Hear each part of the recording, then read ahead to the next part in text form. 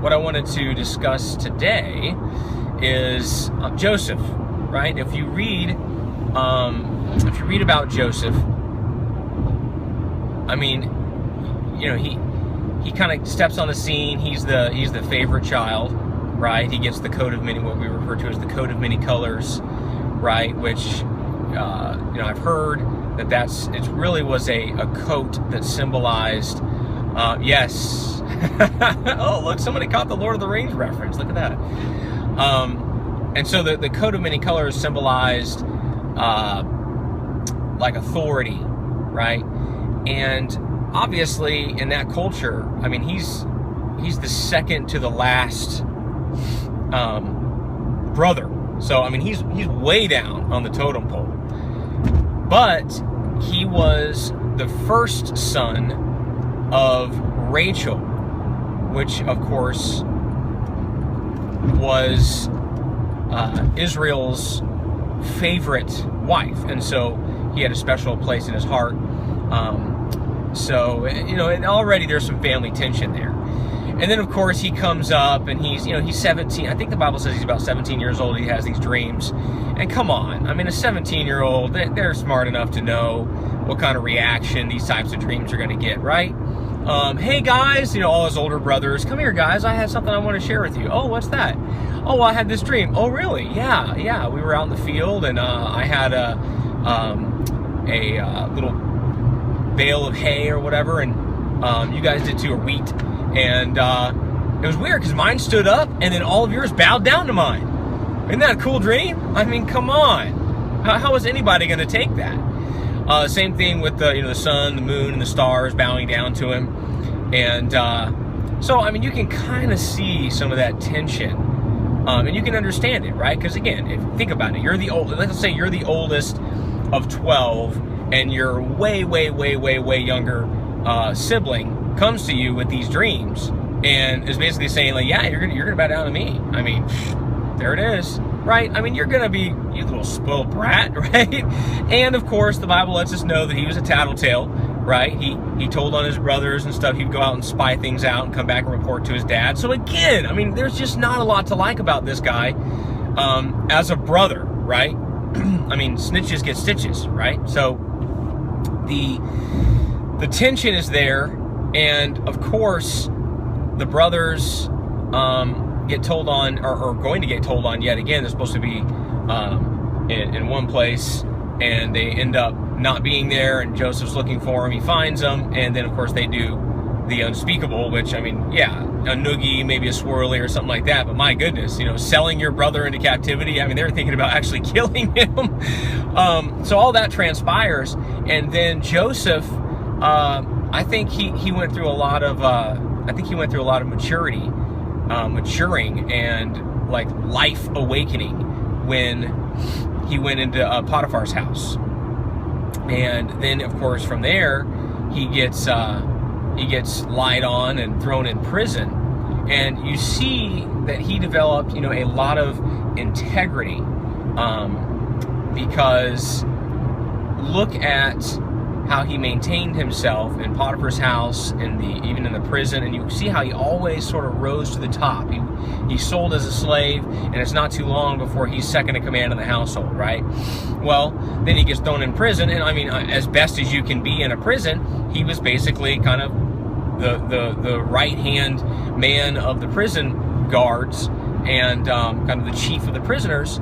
And then of course you have the dreams that the chief, baker and butler bring, and God gives the interpretation of those dreams to Joseph, and he helps them, and of course they come to pass. They forget about him.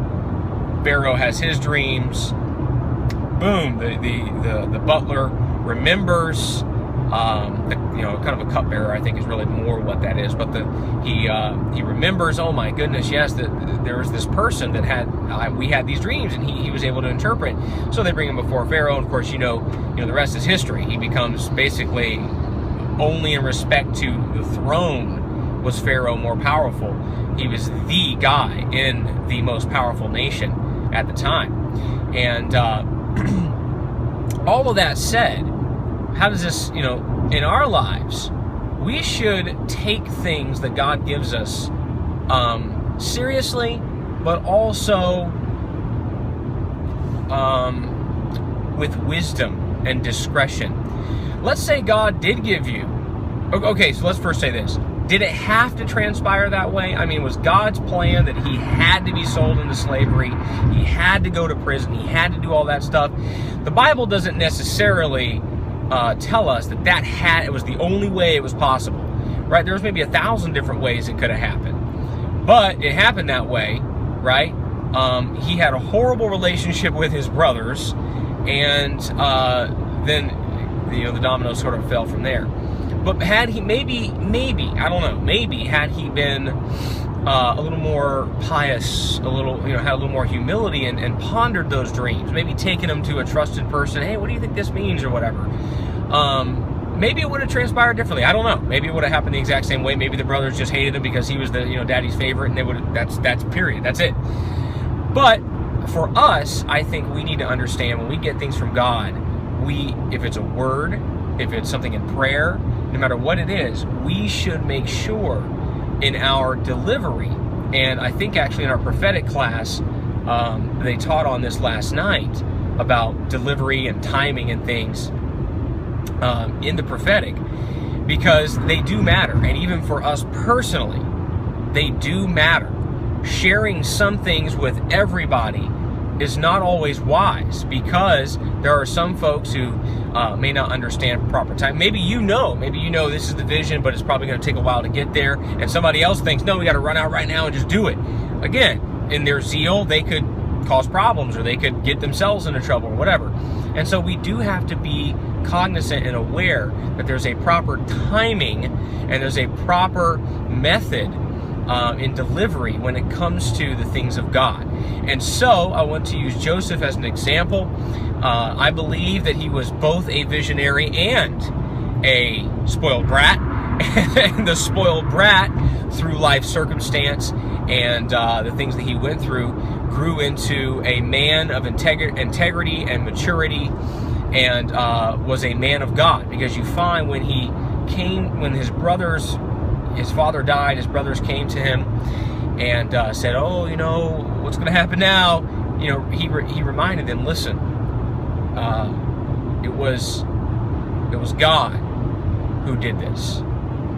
Now he said, right earlier on, his brothers first came to him, I counted it as though it was God that had me go through all this stuff so that your lives could be preserved and spared during these 7 years of famine. So he put that in his mind. He was mature enough to kind of see those things for himself. And so he went through a great time of maturity. So let's be mature in God.